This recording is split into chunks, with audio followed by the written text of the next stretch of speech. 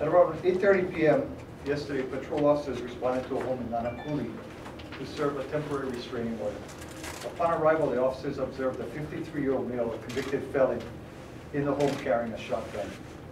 Officers issued multiple orders for the male to exit, but he refused and barricaded himself within the home. Police established the perimeter around the home, and the Specialized Services Division, or SWAT, was called to the scene. Shortly before midnight, they arrived.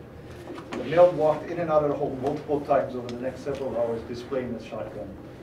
During this time, police negotiators attempted to speak with the male, but he refused to respond. At about 4:20 a.m. this morning, the male pointed his gun at the officers. Gunfire was exchanged. 3 officers fired back, fatally wounding the male.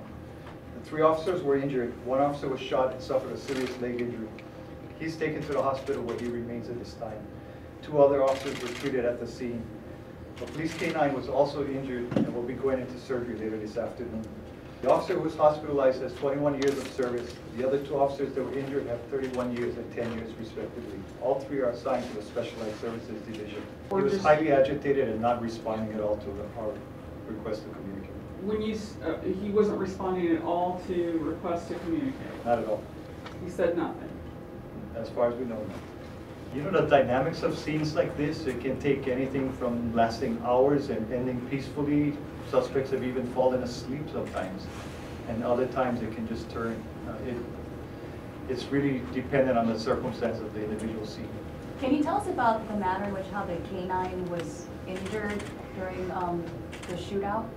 Just during the shootout, the officer was struck in the leg. 2 other officers received minor injuries, and the canine was struck once in the neck, and the canine had a vest on. It was also struck in the vest as well. Does it appear officers followed procedure, It standard appears procedure? they followed all the protocols were followed, yes. And what are some of those protocols? You know, if fire is exchanged, can you tell us about some of the specifics? It depends. The use of deadly force has to be justified according to the penal code and our policies. So that it appears all of that was followed. The officers that fired their weapons will be on paid administrative leave pending the investigation. They normally have a 3-day leave. So the 3 officers who fired their weapons were the 3 officers that were injured? Not necessarily, no. Different 3? It could be, yes. So someone else was at home? Other people lived with him. They were at home? No one was in the home during the barricade situation. No officer fatality over on the Big Island last week. There was 2 officers and then another officer that was injured. Scary time for police officers. Are you guys thinking this could be a possible copycat? No, not at all. I wouldn't relate the 2 incidents at all. But it's just we're dealing with different times. For whatever reason, people do what they do. We don't like the result, but we train for this kind of incident.